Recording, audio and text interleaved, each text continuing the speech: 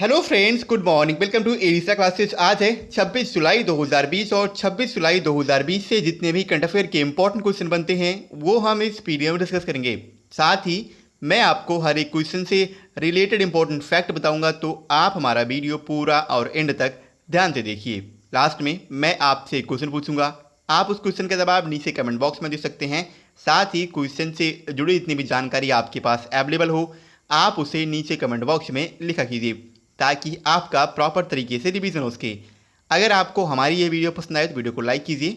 आपके पास जितने भी एजुकेशनल ग्रुप हैं आप उस ग्रुप में हमारे वीडियो को शेयर कीजिए और साथ ही हमारे चैनल एडी स्टार क्लासेस को सब्सक्राइब कीजिए। चलिए शुरू करते हैं आज का अपना सेशन। देखते हैं आज का हमारा पहला क्वेश्चन क्या है। आज का हमारा पहला क्वेश्चन है, हाल ही में किस देश ने MGTD-20 gas turbine 3D printed aircraft engine की सफल उड़ान का परीक्षण किया है?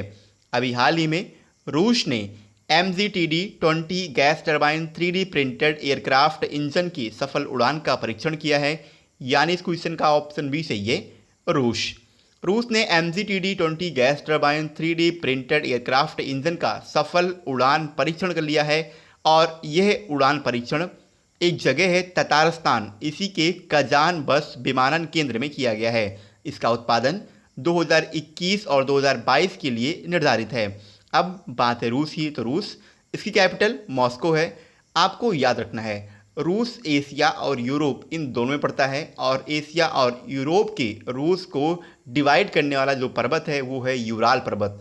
आपको ये फैक्ट रूस से याद रखना है। और रूस, अगर आप इसे कॉन्टिनेंट के अकॉर्डिंग देखोगे तो रसिया यानी रूस ये यूरोप का हिस्सा है।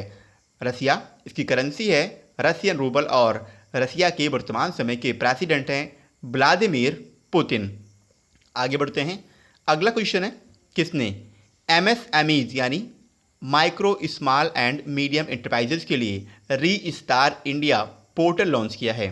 अभी हाल ही में मुथुट फिनकॉर्प ने MSMEs के लिए री स्टार्ट इंडिया पोर्टल लॉन्च किया, यानी इस क्वेश्चन का ऑप्शन ए सही है, मुथुट फिनकॉर्प। केरल स्थित NBFC यानी मुथुट फिनकॉर्प, इसका पूरा नाम है NBFC मुथुट फिनकॉर्प, इसी के द्वारा री स्टार्ट इंडिया नामक पोर्टल लॉन्च किया गया है। ये पोर्टल देश भर में सूक्ष्म लघु और मध्यम उद्यमों यानी MSME, जिसे मैंने आपको बताया medium small and micro small and medium enterprises, इस क्षेत्र के व्यवसायों को फिर से शुरू करने के लिए लॉन्च किया गया है। मुथुट फिनकॉर्प और INK टैक्स सलाहकार सहयोग के लिए एक स्वतंत्र और खुला मंच है। इसके अलावा रीस्टार इंडिया पोर्टल MSME केंद्रित सरकारी संस्थागत सहयोग के साथ साथ एक अस्थायी व्यवसाय उद्यम को चलाने या स्थापित करने के संसाधनों पर भी जानकारी प्रदान करेगा। वर्तमान समय के micro small and medium enterprises के मंत्री हैं नितिन जयराम गडकरी। इसके अलावा नितिन जयराम गडकरी ये सड़क परिवहन के मंत्री भी हैं। अगला क्वेश्चन है, किस देश की महिला क्रिकेटर सिरिपल्ली वीराकोडी ने अंतर्राष्ट्रीय क्रिकेट से संन्यास की घोषणा की है? तो सिरिपल्ली वीराकोडी ये श्रीलंका की एक महिला क्रिकेटर हैं, यानी इस क्वेश्चन का ऑप्शन सी सही है, श्रीलंका। और इन्होंने अभी हाल ही में अपने संन्यास की घोषणा कर दी है। श्रीलंका की गेंदबाज ऑलराउंडर सिरिपल्ली वीराकोडी ने तत्काल प्रभाव से अंतर्राष्ट्रीय क्रिकेट से संन्यास लेने की घोषणा की है। उन्होंने 2006 में अंतर्राष्ट्रीय क्रिकेट में डेब्यू किया था, जिसके बाद उन्होंने श्रीलंका के एक 89 वनडे इंटरनेशनल यानी ODI अंतर्राष्ट्रीय और 58 T20 इंटरनेशनल मैच खेले हैं। अब श्रीलंका की बात है तो इसकी दो कैपिटल है, एक तो कोलंबो है, दूसरी है जयवर्धनपुरे कोटे। आपको याद रखना है श्रीलंका की दो कैपिटल है। इसकी करेंसी है श्रीलंकाई रुपया और श्रीलंका के वर्तमान समय के प्रेसिडेंट हैं गोताबाया राजपक्षे, जबकि वर्तमान समय के प्राइम मिनिस्टर हैं महिंद्रा राजपक्षे। आपको ये भी फैक्ट रखना है, श्रीलंका एक इकलौता विश्व का वर्तमान समय का ऐसा देश है जहां पे राष्ट्रपति और प्रधानमंत्री दोनों भाई भाई हैं। अगला क्वेश्चन है, हाल ही में अमला शंकर का निधन हुआ है, वो कौन थी? तो अमला शंकर, इनका अभी हाल ही में निधन हो गया है और ये नृत्यांगना साथ में कोरियोग्राफर भी थी। इस क्वेश्चन का ऑप्शन ए सही है, नृत्यांगना। मशहूर नृत्यांगना और कोरियोग्राफर अमला शंकर का निधन हो गया है। उन्हें 2011 में पश्चिम बंगाल सरकार द्वारा कला में दिए उनके योगदान के लिए बंग विभूषण पुरस्कार से सम्मानित किया गया था। अमलाशंकर ने अपना पहला कार्यक्रम कालिया दमन में किया था, जिसका मंचन 1931 में बेल्जियम में किया गया था। इन्होंने 1948 में आई फिल्म कल्पना में भी काम किया था। उनकी अंतिम प्रदर्शन जो थी वो 92 वर्ष की आयु में नृत्य नाटिका सीता स्वयंवर में थी, जहां उन्होंने राजा जनक की भूमिका निभाई थी। अगला क्वेश्चन है, किस अभिनेता ने हाल ही में प्रवासी मजदूरों की मदद के लिए प्रवासी रोजगार ऐप लॉन्च किया है? अभी हाल ही में बॉलीवुड के एक्टर हैं सोनू सूद, इन्होंने प्रवासी मजदूरों की मदद के लिए प्रवासी रोजगार ऐप लॉन्च किया, यानी इस क्वेश्चन का ऑप्शन बी सही है, सोनू सूद। बॉलीवुड अभिनेता सोनू सूद ने प्रवासियों को पूरे देश में नौकरी के अवसर तलाशने में सहायता कराने के लिए प्रवासी रोजगार ऐप लॉन्च किया है। देश के विभिन्न हिस्सों में प्रवासी श्रमिकों के लिए रोजगार के सही अवसर तलाशने के लिए गांव में सामुदायिक आउटरीच द्वारा इस पहल का सहयोग किया जाएगा। इस ऐप में 500 से अधिक निर्माण, साथ ही परिधान, स्वास्थ्य सेवा, इंजीनियरिंग, बीपीओ, सुरक्षा, ऑटोमोबाइल, ई कॉमर्स और लॉजिस्टिक्स सेक्टर की प्रतिष्ठित कंपनियों में नौकरी के अवसर उपलब्ध होंगे। साथ ही इसके लिए 24 घंटे की हेल्पलाइन के साथ साथ सहायता केंद्र दिल्ली, मुंबई, बेंगलोर, हैदराबाद, कोयम्बटूर, अहमदाबाद और तिरुवनंतपुरम सहित 7 शहरों में स्थापित किया गया है। अगला क्वेश्चन है, किसे BRICS chamber of commerce and industry का मानद सलाहकार नियुक्त किया गया है?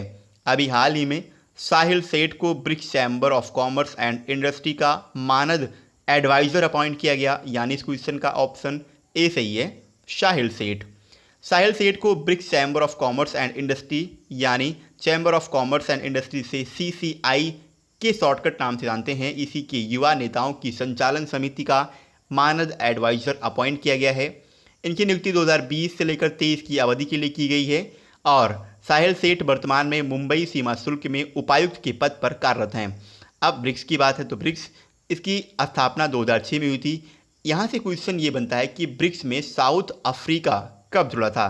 तो 2010 में ब्रिक्स में साउथ अफ्रीका जुड़ा था। उससे पहले ब्रिक्स के 4 देश थे, ब्राज़ील, रसिया, भारत और चाइना। लेकिन साउथ अफ्रीका के 2010 के जुड़ने के बाद ब्रिक्स के 5 कंट्री मेंबर हैं, ब्राज़ील, रसिया, इंडिया, चाइना और साउथ अफ्रीका। अगला क्वेश्चन है, टाटा AIA लाइफ लिमिटेड ने किसे अपना MD और CEO नियुक्त किया है? अभी हाल ही में टाटा AIA लाइफ लिमिटेड ने नवीन ताहिलानी को अपना MD और CEO अपॉइंट किया, यानी इस क्वेश्चन का ऑप्शन सी सही है, नवीन ताहिलानी। नवीन ताहिलानी को टाटा AIA लाइफ लिमिटेड द्वारा अपना प्रबंध निदेशक यानी MD, जिसे इंग्लिश में कहते हैं मैनेजिंग डायरेक्टर, और मुख्य कार्यकारी अधिकारी यानी चीफ एग्जीक्यूटिव ऑफिसर CEO नियुक्त किया गया है। वर्तमान CEO ऋषि श्रीवास्तव से पदभार ये ग्रहण करेंगे, जिन्हें मुख्य कार्यकारी अधिकारी समूह एजेंसी वितरण AIA समूह हांगकांग में नियुक्त किया गया है। अगला क्वेश्चन है, रीवा गांगुली दास को किस मंत्रालय में सचिव यानी सेक्रेटरी के रूप में नियुक्त किया गया है? तो रीवा गांगुली दास ये अब तक बांग्लादेश में भारत की उच्चायुक्त थी और अब इन्हें विदेश मंत्रालय में सेक्रेटरी के रूप में अपॉइंट किया गया, यानी इस क्वेश्चन का ऑप्शन बी सही है, विदेश मंत्रालय। बांग्लादेश में भारत की उच्चायुक्त रीवा गांगुली दास को सरकार द्वारा विदेश मंत्रालय में सचिव नियुक्त किया गया है। यह विजय ठाकुर सिंह की जगह लेंगी, जो 30 सितंबर को सेवानिवृत्त हो रहे हैं। अगला क्वेश्चन है, भारत सरकार द्वारा किसे इंडियन ओवरसीज बैंक का नया MD और CEO नियुक्त किया गया है? तो अभी हाल ही में पार्थ प्रतिम सेन गुप्ता को भारत सरकार के द्वारा इंडियन ओवरसीज बैंक का नया MD और CEO अपॉइंट किया गया, यानी इस क्वेश्चन का ऑप्शन सी सही है, पार्थ प्रतिम सेन गुप्ता। भारत सरकार द्वारा पार्थ प्रतिम सेन गुप्ता को इंडियन ओवरसीज बैंक यानी IOB का नया प्रबंध निदेशक और मुख्य कार्यकारी अधिकारी नियुक्त किया गया है। यह वर्तमान समय में थे कड़म शेखर, इन्हीं का स्थान लेंगे, जो 30 जून 2020 को IOB के MD और CEO के पद से सेवानिवृत्ति हुए हैं। सेन गुप्ता की नियुक्ति सेवानिवृत्ति की तारीख 31 दिसंबर 2022 अथवा अगले आदेश तक के कार्यकाल के लिए की गई है। अगला क्वेश्चन है, कौन सा देश ISA यानी इंटरनेशनल सोलर अलायंस, ये एक समझौता है जो कि सोलर यानी सौर ऊर्जा के लिए है। तो ISA फ्रेमवर्क समझौते पर हस्ताक्षर करने वाला विश्व का 87वां देश बन गया है। अभी हाल ही में निकारागुआ ISA यानी इंटरनेशनल सोलर अलायंस फ्रेमवर्क समझौते पर हस्ताक्षर करने वाला विश्व का 87वां देश बन गया है। यानी इस क्वेश्चन का ऑप्शन बी सही है, निकारागुआ। निकारागुआ ये मध्य अमेरिकी का एक देश है। मध्य अमेरिकी देश निकारागुआ गणराज्य अंतर्राष्ट्रीय सौर गठबंधन यानी इंटरनेशनल सोलर अलायंस फ्रेमवर्क समझौते पर हस्ताक्षर करने वाला 87वां देश बन गया है। इस समझौते पर हस्ताक्षर संयुक्त राष्ट्र में निकारागुआ के अस्थायी प्रतिनिधि जैमे हर्मिडा कैस्टिलो द्वारा न्यूयॉर्क में संयुक्त राष्ट्र के लिए भारत के अस्थायी मिशन पर किए गए थे। अंतर्राष्ट्रीय सौर गठबंधन इसका आगाज नवंबर 2015 में पेरिस में हुए संयुक्त राष्ट्र जलवायु परिवर्तन सम्मेलन में प्रधानमंत्री नरेंद्र मोदी और फ्रांस के पूर्व राष्ट्रपति थे हॉलैंड इन्हीं के द्वारा संयुक्त रूप से किया गया था। यह पेरिस जलवायु समझौते के कार्यान्वयन के लिए एक प्रमुख वैश्विक पहल यानी ग्लोबल इनिशिएटिव है, जिसमें सौर ऊर्जा इकाइयों को तेजी से स्थापित करने की कल्पना की गई है। अब निकारागुआ की बात है तो इसकी कैपिटल है मैनागुआ, इसकी करेंसी है निकारागुआ कार्डोबा और निकारागुआ के वर्तमान समय के प्रेसिडेंट हैं डैनियल ओर्टेगा।